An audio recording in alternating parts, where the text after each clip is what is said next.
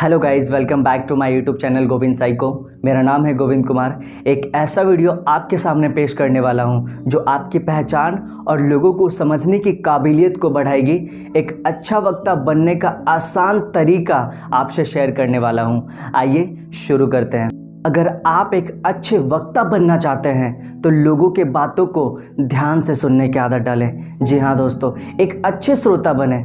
दिलचस्प बनने के लिए लोगों के बातों में दिलचस्पी लें। उनसे ऐसे सवाल पूछें जिसका जवाब देने में सामने वाले को मज़ा आए। उनके बारे में और उनकी उपलब्धियों के बारे में बातें करने के लिए उन्हें प्रोत्साहित करें। अक्सर ऐसा होता है कि जब हम अपनी मन की बातें अपने फ्रेंड्स, फैमिली या किसी अन्य व्यक्ति से करते हैं तो हमें काफ़ी अच्छा लगता है। हम उस व्यक्ति से मिलने को इच्छुक होते हैं जो हमारी बातों को ध्यान से और प्यार से सुनता है। लेकिन जैक वुडफॉर्थ ने अपनी पुस्तक स्ट्रेंजर इन लव में लिखा है, बहुत कम ऐसे इंसान होते हैं जो दूसरों की बातों को ध्यान से सुनना पसंद करते हैं। क्या आपको पता है कि सफल बिजनेस इंटरव्यू का क्या रहस्य होता है? भूतपूर्व Harvard president Charles W Eliot के अनुसार सफल बिजनेस इंटरव्यू चर्चा का कोई रहस्य नहीं। जो आपसे बातें कर रहा है उनके बातों को ध्यान से सुनना बहुत महत्वपूर्ण होता है। इससे बड़ी दूसरी कोई प्रशंसा नहीं होती। एलियट स्वयं सुनने की कला के बहुत बड़े विशेषज्ञ थे।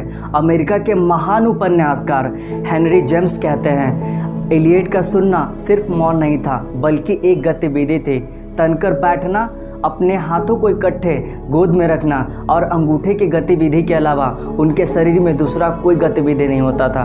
वे वक्ता के सामने बैठते थे, उनके बातों को कानों के साथ साथ आंखों से भी सुनते थे, उनके बातों को दिमाग से सुनते थे और आपके कहते समय वो ये सोचते थे कि आपको ये बात क्यों कहनी पड़ी। इंटरव्यू के अंत में जो व्यक्ति उनसे बातें करता है उन्हें यह महसूस होता है कि सामने वाला व्यक्ति उनके सभी बातों को समझ गया, क्योंकि वे उनके बातों को ध्यान से सुने थे। ऐसे ही एक महिला एक डिपार्टमेंट स्टोर से शॉपिंग करती है। वह स्पेशल सेल से एक कोट परचेस करती है।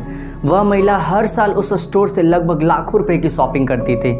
जब वह उस कोट को घर लेकर जाती है तो वे देखते हैं कि उस कोट के कुछ लाइनिंग उघरे हुए हैं। वे अगले ही दिन उस स्टोर में जाकर कोट को चेंज करने के लिए उस सेल्स गर्ल से अनुरोध करती है। वे सेल्स गर्ल उनके बातों को सुनने से भी मना कर देते हैं। वे कहते हैं आपने इसे एक स्पेशल सेल से खरीदा है और बगल की दीवार से उन्हें एक वाक्य पढ़वा देते हैं, बिका हुआ सामान वापस नहीं लिया जाता। आपने इसे एक बार खरीद लिया सो खरीद लिया, अब आपको इसे रखना ही होगा, चाहे इसकी कैसी भी हालत हो। अगर कोट की लाइनिंग उघरी हुई है तो ये आपकी जिम्मेदारी है कि आप उस लाइनिंग को सही करवाएं और उसे रखें। वह लेडी कहती है, यह तो पहले से ही खराब था, इससे कोई फर्क नहीं पड़ता। क्लर्क ने उनकी बातें काटते हुए कहा, फालतू की बहस ना करें। वह लेडी मनी मन आग बबूला होकर जाने ही वाली थी और वे दोबारा उस स्टोर में ना जाने का फैसला कर चुकी थी।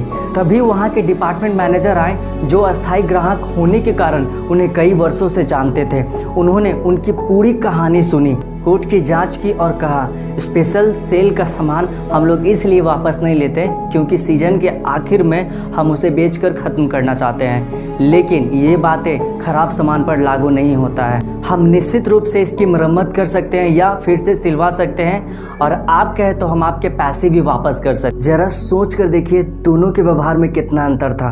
अगर मैनेजर वहाँ नहीं आया होता, उस अस्थायी ग्राहक से बातें नहीं की होती तो उनके स्टोर से एक ग्राहक हमेशा के लिए चला गया होता। बिजनेस के साथ साथ सुनने की कला घर पर भी उतना ही महत्वपूर्ण होता है। कुछ लोग जब भी आपसे बातें करना चाहते हो तो उनके बातों को ध्यान से सुनने की कोशिश करें। आइजैक एफ मार्कोसन नामक पत्रकार ने सैकड़ों हस्तियों को इंटरव्यू लिए हैं। उनका मानना है कि लोग इसलिए अच्छा प्रभाव नहीं छोड़ पाते क्योंकि वे ध्यान से सुनते ही नहीं हैं। उनका पूरा ध्यान तो इस बात पर लगा रहता है कि वो क्या बोलने वाले हैं। अति महत्वपूर्ण लोगों ने उन्हें ये बताया है कि उन्हें अच्छे वक्ताओं की तुलना में अच्छे श्रोता ज़्यादा पसंद आते हैं। लेकिन सुनने की कला दुनिया के किसी भी कला की तुलना में बहुत कमज़ोर हो चुकी है।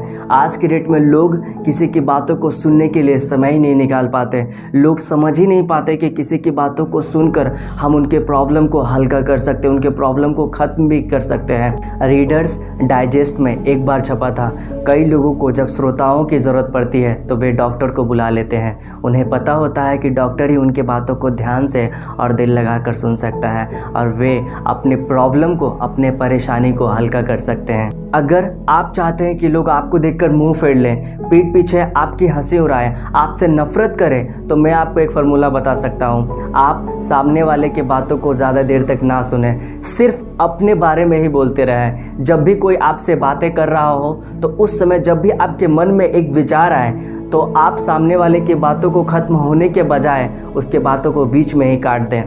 अक्सर ऐसा लोगों को आपने देखा होगा।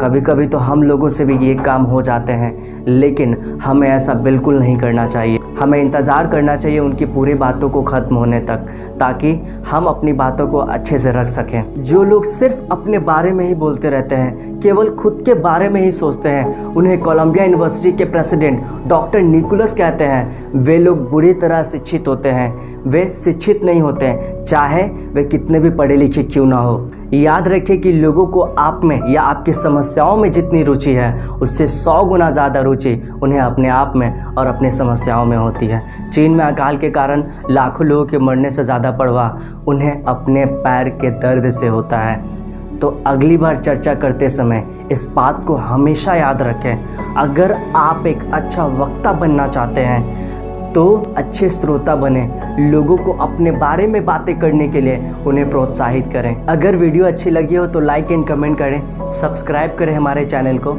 और शेयर करें अपने सभी लोगों को। Thank you.